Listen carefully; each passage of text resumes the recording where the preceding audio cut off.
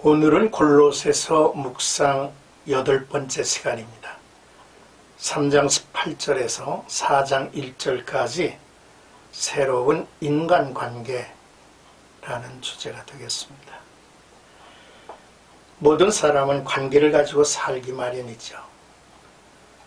중요한 것은 새 사람이 된 그리스도인이 자신의 여러 관계 속에서 선한 열매를 맺으며 사는 것입니다. 본단락은 이를 위해 대원칙으로 주님께 하듯하라 라는 말씀을 하고 계십니다. 그리고 기본적인 인간관계에 적용을 하라는 것이죠. 먼저 18절에서 21절까지는 가정생활의 원칙입니다.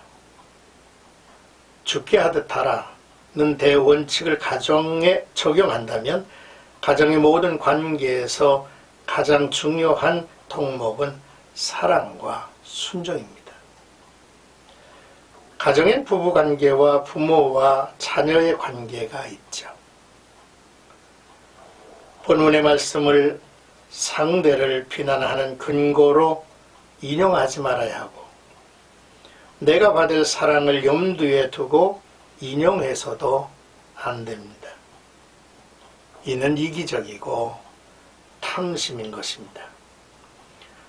하나님은 만물을 창조하시고 자기 형상에 따라 사람을 지으셨죠.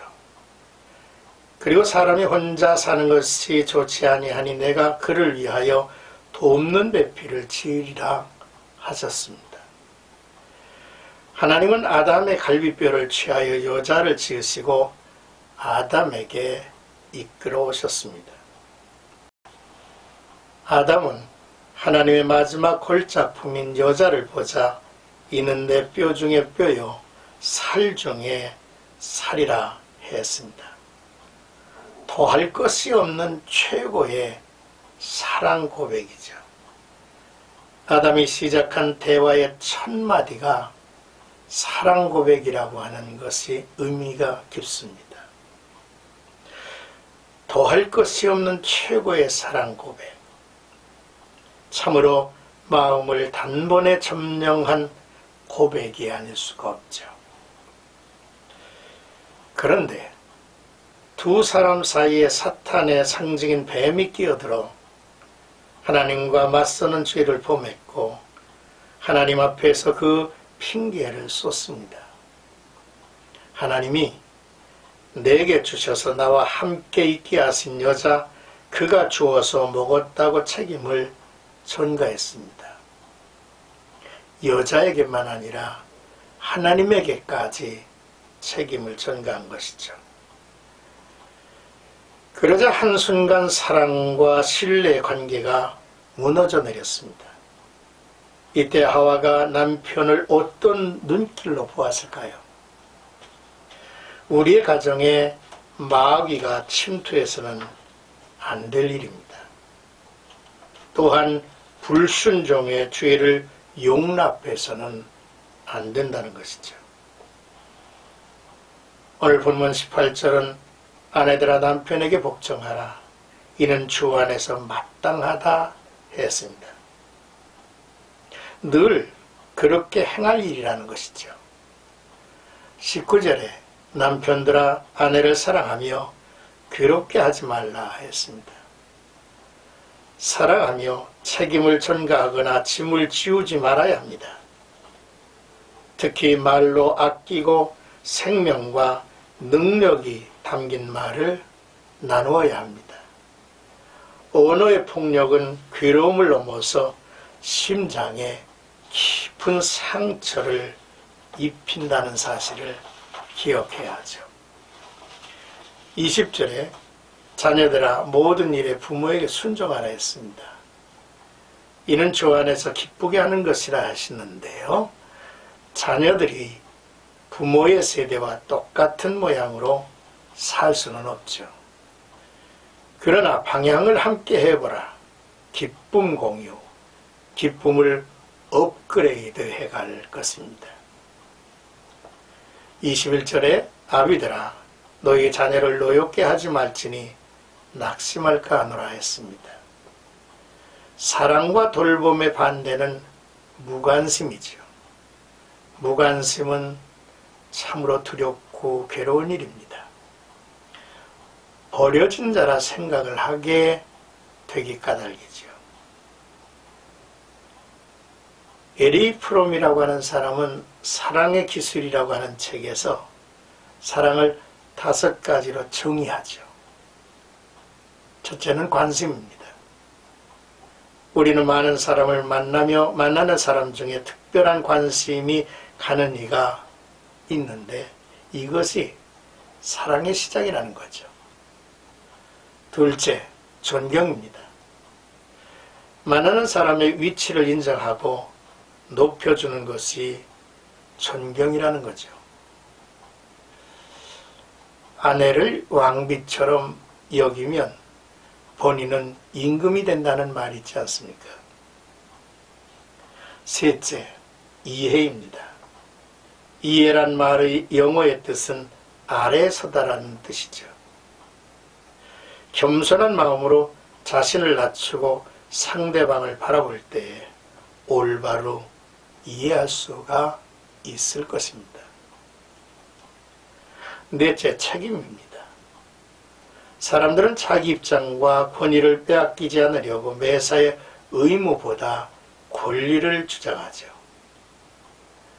그러나 진정한 사랑은 맡겨진 일에 책임을 다하는 것입니다. 다섯째, 주는 것이라 했습니다. 움켜줘도 내 것이 아니며 모두 내어줘도 사라지는 것이 아니라는 사실을 우리는 알아야겠죠. 특히 가족 간에 서로 내어주는 일은 아깝지 않은 것이고 자연스러운 것이죠. 이제 22절에서 4장 1절까지 말씀은 직장 생활의 원칙, 사회생활의 원칙입니다. 사랑으로 맺어진 관계가 아니라 계약으로 맺어진 관계는 외형적인 가치를 충족시켜주는 것으로 만족합니다. 적당하게 책임을 감당하죠. 아무리 수고하더라도 그것이 나의 소유가 되지 않기 까닭입니다. 급료를 위해서 일하는 직장인들의 입장이기도 하죠.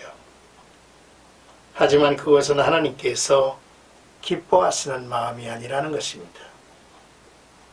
22절에 눈가림만 하지 말고 오직 주를 두려워하여 성실한 마음으로 하라 했습니다. 자기의 일을 하나님과 사람을 사랑하는 일로 여겨야 하죠. 최선을 다하라는 것입니다. 모든 것을 하나님께서 기뻐하시고 기억하시고 또 그에 따른 상을 주시는 이가 하나님이시기 때문입니다. 4장 1절에 보면 상전들에게 하는 말씀인데요. 상전들아, 의와 공평을 종들에게 베풀지니 너희도 하늘에 상전이 계심이라 말씀을 합니다.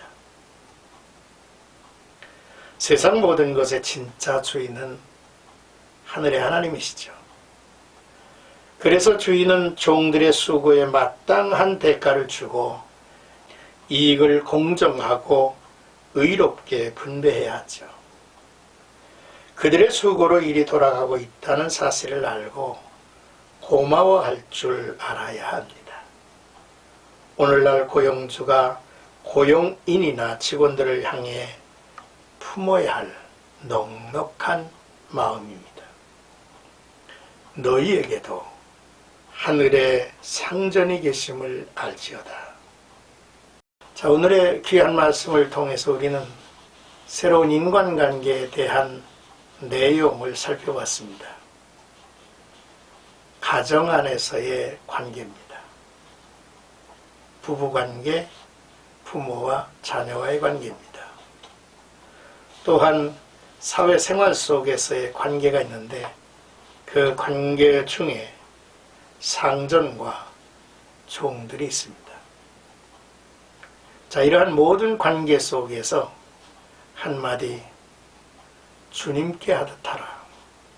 이 말씀이 오늘의 핵심 키워드가 아닌가 싶습니다.